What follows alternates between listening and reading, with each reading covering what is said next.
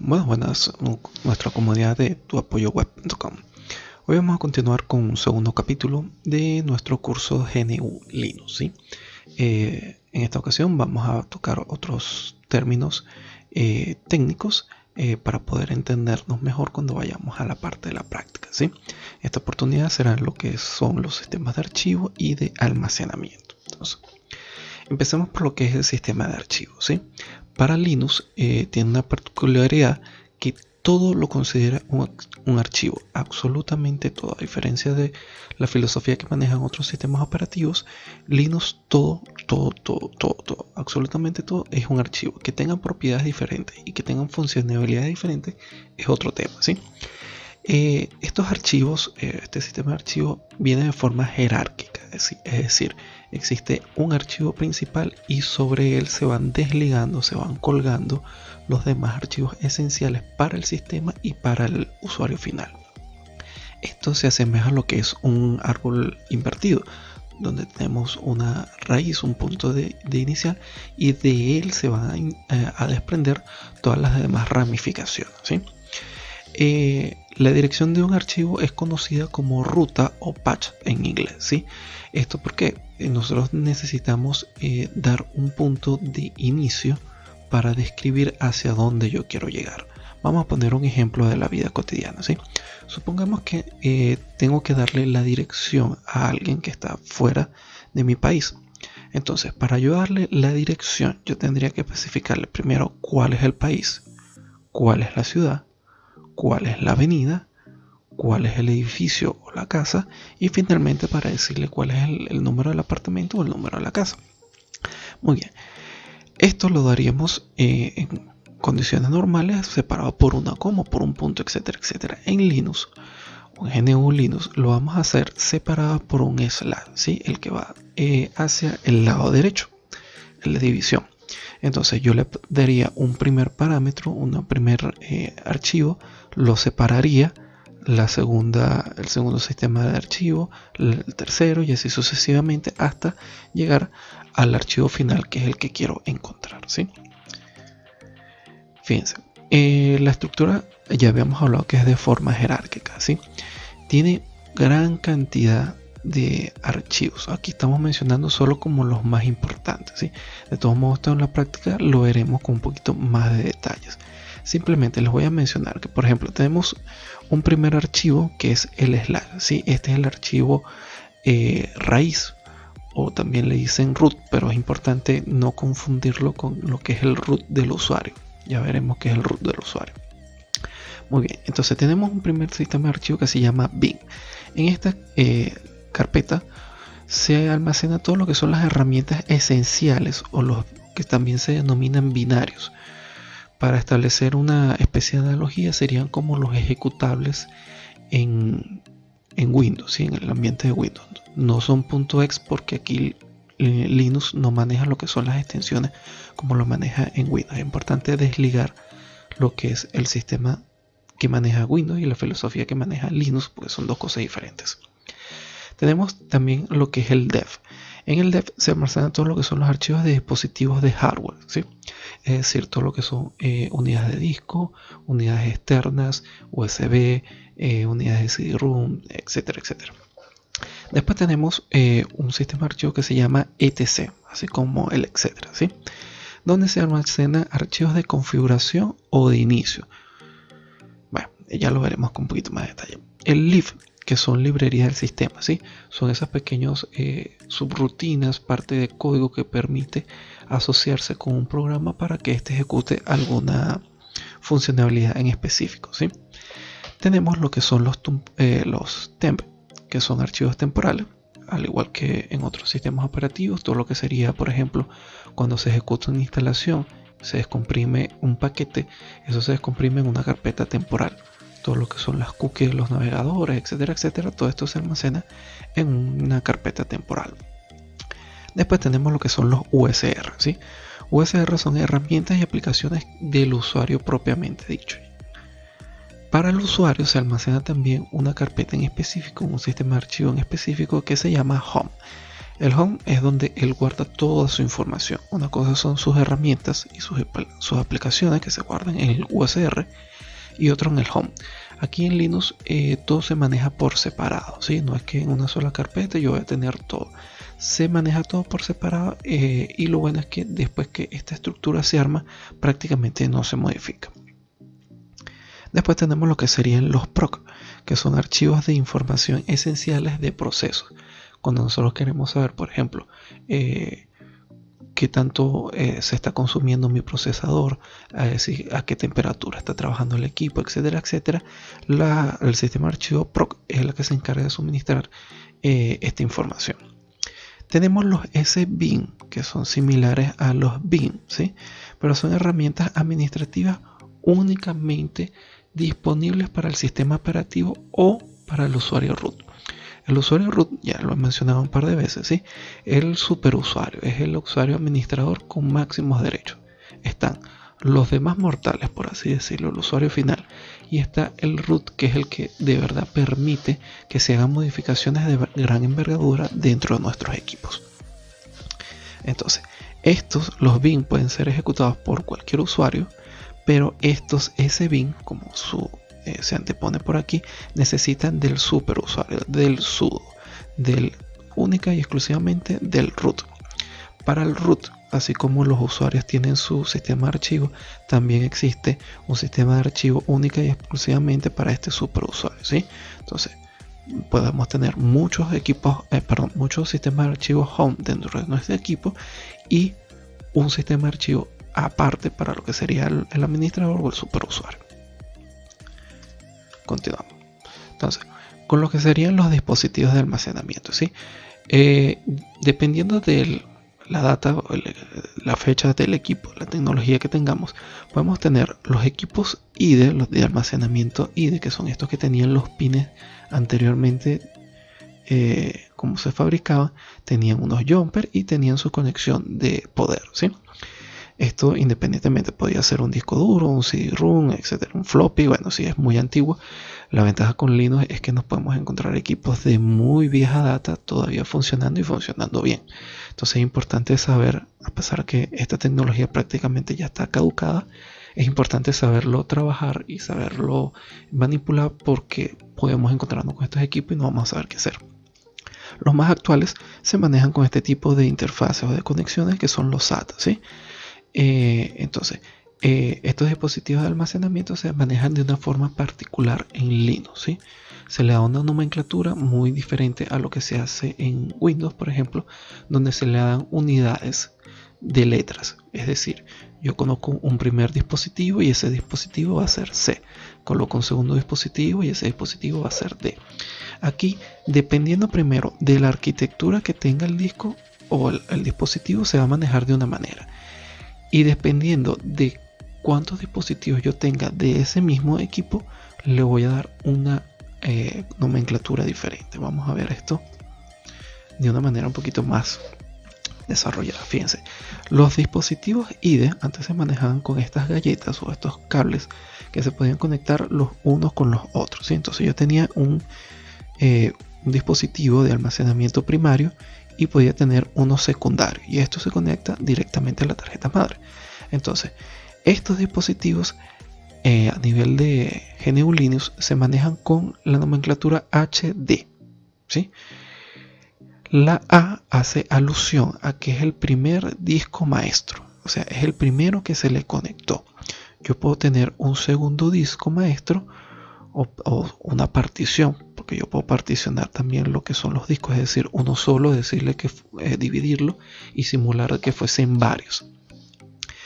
Entonces, tendría un primer dispositivo HDA1 o una primera partición, después una segunda partición o un segundo disco que será HDA2, y este número es el que va a ir cambiando dependiendo de cuántas cantidades de dispositivos tengamos, ¿sí? Esto también puede variar, porque yo podía tener una segunda conexión aquí con otros dos discos o otros dos dispositivos adicionales.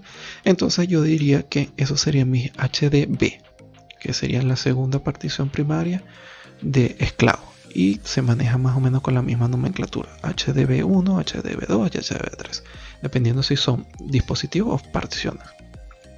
Muy bien, los equipos más actuales los manejamos como discos SATA o dispositivos SATA o también los USB. Entonces, aquí para diferenciarlos se utiliza otra nomenclatura que es SD.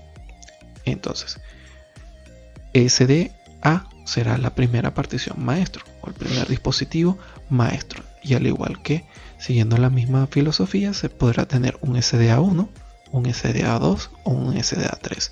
Si tengo un segundo equipo conectado a una segunda interfaz, será SDB1, SDB2 y así sucesivamente, dependiendo de cuántos equipos podamos tener dentro de nuestro computador. Muy bien, entonces lo que son particiones y ficheros, sistema de ficheros. Una partición es simplemente dividir un disco o un dispositivo de almacenamiento en varias unidades lógicas. Es decir, yo agarro un solo disco, un solo dispositivo y lo pico en tantas partes como yo crea conveniente para hacerle entender al sistema operativo que quiero que maneje en una parte del disco una información y en otra una totalmente diferente. Si yo necesito en algún momento formatear el equipo, borrarlo, yo puedo borrar simplemente una partición y no afecto lo que está almacenado en los demás unidades, ¿sí? Los sistemas de archivos que maneja Linux son muy extensos, ¿sí? Tenemos un ext2, era compatible con Unix, era de esos más antiguos que existían. Su nombre de archivo permitía almacenar hasta 255 caracteres. Imaginemos por un momento que usted quiere crear una carpeta, un archivo, el que sea, ¿sí? Y usted quería ponerle supercalifragilísticoexpialidoso. Imagínese, usted podía ponerle ese nombre y todavía no llegaba ni siquiera a la mitad de lo que le permitía por archivo almacenar lo que es el ext2. Después surgió una nueva versión, ext3, que incorporaba lo que es el journaling. El journaling es la capacidad que tienen los discos o los sistemas para recuperarse de las caídas. Esto le ha pasado mucho. Imagínense que apagaron mal el equipo, se fue la luz cuando usted está trabajando con él. Apenas vuelve a recobrar la energía, este equipo va a aparecerle un mensaje de que, bueno, que el sistema de archivos estaba corrupto, que necesita hacer un mantenimiento previo antes de poder dejarlo trabajar. Eso que se está ejecutando en ese momento es el journal, que le permitía recuperar de alguna manera el trabajo que se había perdido. Con el ext2 esto no sucedía, se corrompía y después había prácticamente que reinstalar de nuevo el sistema operativo, o por lo menos hacerle una reparación. El más actual que se está manejando es el ext4, ¿sí? Esto maneja un sistema de archivos de 16 teras y puede permitir particiones de 1 exabyte. O sea, esto es una grosería. Ni almacenando todos los videos que pueda tener YouTube y los comprimimos, vamos a llegar a estas dimensiones, ¿sí? Tenemos lo que es el swap, ¿sí? Que es una memoria virtual. Es decir, cuando nuestro equipo se queda corto con la memoria, usted puede disponer de un espacio en su disco duro para que éste simule que es parte de su memoria física. Esto permite mejorar un poco el funcionamiento de las aplicaciones. Esto es sumamente importante instalarlo. Cuando lo instalemos, configurarlo. Ya lo veremos en la práctica. Tenemos sistemas un poquito más viejos, que es como el BFAT. Esto era compatible con Windows 95 y Windows NT. Fíjense, estamos hablando de épocas de antaño. Así como hay sistemas de archivos o de ficheros que son propiamente de Linux, como son estos primeros que hemos mencionado, ext2, ext3, ext4 y el swap. También existen algunos sistemas de ficheros que son compatibles con Linux hasta cierto punto. Por ejemplo, yo puedo en Linux utilizar sistemas de archivos, sistemas de ficheros FAT32, que es el más común que se maneja en el mundo de Windows. Sin embargo, este tiene una limitante, nada más como punto de referencia, que no permite que un archivo sea mayor de 4 GB.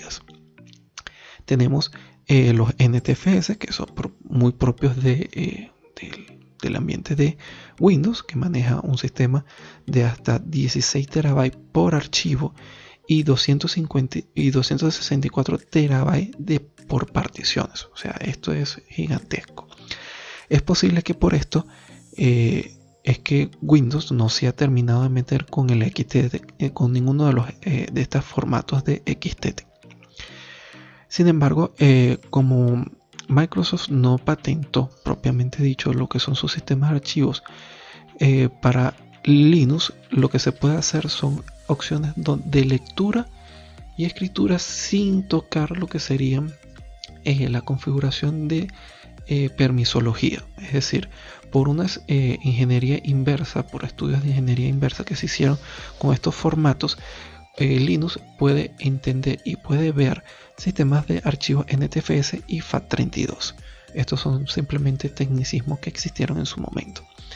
En el mundo de Mac OS se maneja mucho uno que es APFS, un sistema de archivo así como cualquiera de estos otros. Estos sistemas de archivo, ¿qué es lo que me permiten al sistema? Es manejar cómo va a organizar la información dentro de sus dispositivos de almacenamiento y cómo va a hacer la búsqueda para ellos de una manera más fácil o más expedita al momento que un usuario requiera una información. Eso es todo lo que se encargan los sistemas de ficheros, ¿sí? Esto lo vamos a ver propiamente dicho cuando hacemos una instalación de cero. Después esto no se toca más. Muy bien. Cuando nosotros encendemos un equipo, lo primero que veremos será una pantalla en negro donde se hace un chequeo inicial. Este chequeo inicial se llama POS. Después de ese POS, que es simplemente lo que él analiza las partes más vitales del equipo, cuánta memoria tiene, si la tiene conectada, si tiene sus dispositivos de almacenamiento conectados, si están en buen estado, si están todos funcionando correctamente, el computador va a buscar lo que es un gestor de arranque. Es decir, dime dónde está el sistema operativo para finalmente poder levantarlo. En Linux pueden ver pantallas así parecidas como esto y se manejan dos sistemas de arranque en específico. Esto a veces lo podemos obviar porque si por ejemplo tenemos un equipo que tiene un sistema operativo, esto no lo vamos a ver. Esto funciona con las diferentes plataformas de sistema operativo que podamos conocer, bien sea Windows, Macintosh o Linux, ¿sí? Pero ¿qué sucede cuando tenemos más de un sistema operativo en nuestro equipo? Bueno, yo tengo que especificarle o pedirle al usuario que me diga con cuál quiere iniciar. Entonces por eso es que surgen estos gestores de arranque que tienen una especie de menú que me especifica, bueno, dime por dónde quieres iniciar cada vez que prendes el equipo. Entonces, en GNU Linux existen dos grandes variantes de lo que son los gestores de arranque. Tenemos Lilo, que viene de un acrónimo de Linux Loader. Fíjense que utilizan son simplemente las dos primeras letras de cada palabra para crear Linux. Fue como el primer sistema de arranque que existió. Después surgió lo que es el Groove, ¿sí? Que es un acrónimo de Grand Unified Bootloader. Entonces, ¿qué sucede? Son tecnologías que van evolucionando. Por ejemplo, el Lilo solo permite iniciar sistemas operativos de Linux. Podía aguantar hasta 16 sistemas operativos diferentes en un solo equipo, si mal no recuerdo, pero solo Linux, no permitía convivir con otros sistemas operativos de otras plataformas. En cambio, con Groove esto ya no es una limitante, soporta múltiples sistemas operativos, puede tener cuantos usted quiera y de distintas procedencias. Lilo, una de sus deficiencias era que no soportaba el inicio por red, cosa que se mejoró cuando surgió root, que ya podía iniciar sistemas operativos desde la red. Tenemos también otra limitante que son los cambios que se realizan en los sistemas de archivo de Lilo. Es decir, yo puedo modificar esa ventana inicial que veíamos aquí, yo la puedo modificar, pero los cambios no se hacían automáticamente, no se hacían dinámicamente, cosa que se mejoró con lo que es el Groove. Cualquier cambio que yo configurara en los sistemas de archivos esenciales del Groove, del sistema de arranque, se ejecutan automáticamente. Yo no tenía por qué estar haciendo mayores configuraciones. Este no posee comandos interactivos, Groove sí lo permite, y el Lilo no aparece en lo que son los sistemas de archivos. Es decir, si yo veo las particiones que tiene un equipo, yo podía ver Groove, que sí aparece, pero Lilo no aparece. Es decir, ese espacio que utiliza dentro de mis almacenamientos yo no lo veo. Está surgiendo otro, que es el Group 2, ¿sí? Pero estos son los dos que se manejan más. ¿Cuál es la diferencia con el Group 2? Que ya me permite manejar lo que son sistemas de RAID, arreglos de disco, o el MV, que son los que maneja Linux. Ya tengo una serie de discos conectados, puedo simular de que hacen un solo volumen, un solo disco duro, y hacer arreglos de que si se me daña uno, automáticamente me ejecutas el otro, distribuyo la información entre todos los dispositivos que tenga almacenado. Pero bueno, esto lo dejaremos para otra oportunidad, ¿sí? ¿Qué es la consola o terminal? La consola terminal es eso que a muchos le tenemos miedo, que vemos en las películas, que son esas pantallas negras donde un especialista empieza a tirar una serie de comandos y la máquina empieza a ejecutar las acciones que le quiere decir, ¿sí? La consola también la podemos conocer, el terminal también lo podemos conocer como consola, ¿sí? Entonces él tiene una barra inicial, una barra de menú y la pantalla en negro. En esa pantalla en negro se nos va a desplegar siempre a mano izquierda lo que llamamos prompt, es decir, la información más esencial del equipo, cuál es el usuario y a qué equipo estoy conectado. Luego aparece lo que es un cursor, que es una tilde que está constantemente titilando, donde él espera que el usuario le escriba un comando en específico. Ese espacio se conoce como línea de comando, es decir, todo lo que yo pueda escribir en una línea o en varias líneas van a ejecutarse como comandos. Entonces, supongamos que estamos, para llevarlo a la vida diaria, ¿sí? Estamos iniciando en un trabajo y yo no manejo toda la información. Llega un usuario y me pide que ejecute una tarea. Yo, como no tengo toda la información, yo recurro a alguien que sí sepa, pido ayuda. Entonces, ¿a quién voy a recurrir? A una serie de programas que se llaman shell. En Linux este término es muy variante, ¿sí? Ya habíamos dicho en el capítulo anterior que una shell es una interfaz. Simplemente esta interfaz puede ser gráfica o no gráfica, de texto o de forma visual. Entonces, la terminal no tiene la capacidad de interpretar todos los comandos y todas las acciones que le pide el usuario. Para eso, él necesita buscar a alguien que sí los interprete. Este va a buscar a su vez lo que serían los programas que ejecutan la acción. Existen muchos programas, muchos lenguajes dentro del mundo de Linux. Los más famosos serían Bash y ZSH, pero pueden existir cualquier variedad de lenguajes o programas que ejecuten lo que en realidad el usuario le está pidiendo. Y aquí se produce el efecto inverso. Yo le pido, por ejemplo, una acción, por poner uno cualquiera, dime qué fecha es. Yo como un usuario, oye, mira, no sé qué fecha es, voy y lo consulto con alguien que sí sepa qué fecha es. El Bash, estos lenguajes van a buscar dentro de su almacenamiento el programa o el requerimiento que tenga y le va a dar la respuesta para que aparezca finalmente en lo que es la consola, ¿sí? Todo esto es lo que sería un shell en modo de texto, ¿sí? Todo esto a nivel escrito. Aquí no se ejecuta ningún tipo de icono o de forma visual. Pero es un término que se presta para mucha confusión, ¿sí? Entonces tenemos lo que es la terminal o la consola, que es ese programa donde yo voy a poder escribir los comandos que yo necesito que el equipo ejecute. Los va a buscar la shell, que es el programa que se va a encargar de buscar finalmente cuáles son los lenguajes o los programas para que se ejecuten y se muestren de nuevo en la consola.